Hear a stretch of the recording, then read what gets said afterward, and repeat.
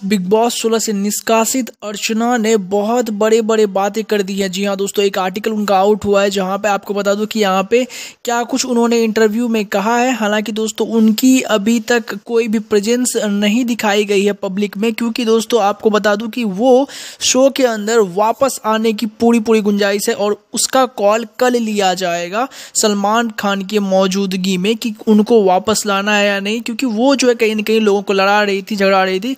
Content तो कहीं ना कहीं अर्चना दे रही थी, ये बात तो माननी ही पड़ेगी। चलिए बताता हूँ वो उन्होंने क्या कुछ कहा है अभी एक वेब पोर्टल मीडिया को अपने इंटरव्यू में, और उनका क्या व्यू पॉइंट था घर को लेकर के। सबसे पहले दोस्तों उनको यही पूछा गया था कि आपको जो इस तरह निकाला गया इस पर आपका क्या कुछ कहना है, आप किस तरह फील कर रही है। तो उन्होंने बोला मैं बहुत दुखी हूँ, मैं अपनी मम्मी पापा और अपने घर के लिए आई थी यहाँ पे, और कुछ चीज़ें हो गई जो मेरे से नहीं होनी चाहिए थी। जी बिल्कुल, लेकिन यहाँ पे मुझे निकाल देना कहीं ना कहीं मुझे गलत लगता है। ये बहुत बोल्ड डिसीजन था, बट क्योंकि मेरे से गलती हुई तो ये उनकी तरफ से कॉल था। अब ये चीज़ें इसलिए बोल रही क्योंकि उनको वापस भी तो आना है। अब यहाँ पे जब उनसे पूछा गया कि शो के अंदर कौन सा कंटेस्टेंट आपको बहुत ज़्यादा यहाँ पे लग रहा है ऐसा कि जिसके अंदर विनिंग क्वालिटीज़ है, उसने बोला कि मुझे तो किसी के अंदर विनिंग क्वालिटीज़ अभी तक नहीं लगती हैं। कुछ कंटेस्टेंट जरूर अच्छे हैं बट विनिंग क्वालिटीज़ किसी के अंदर नहीं। जो विनिंग क्वालिटीज़ थी वो मेरे अंदर थी और मेरे को ही इन लोगों ने शो से बाहर निकाल दिया। जी हाँ दोस्तों, बहुत बड़ी बातें की है उन्होंने।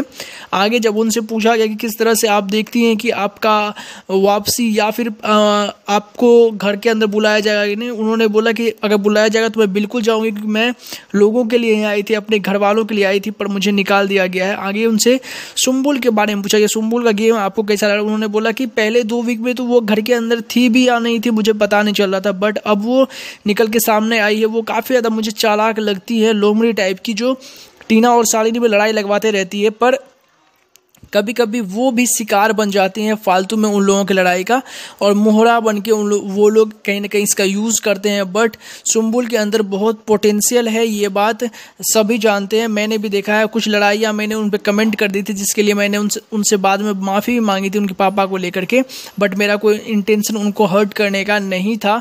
साथ ही साथ उन्होंने शिव पे बोला कि शिव मुझे बिल्कुल पसंद नहीं, वो बस इरिटेट करता है और कहीं ना कहीं बस पोक करते रहता है ताकि लड़ाई झगड़े हो और बढ़े। वो भी लोगों के फट्टे में टांग अड़ाता है, घुस जाता है मुद्दे में। बट दोस्तों शायद अर्चना को याद नहीं कि यहाँ पे वो भी बहुत सारी चीज़ें ऐसा बोली थी गौरी को लड़ाई में कि बैठने वाली है वगैरह वगैरह।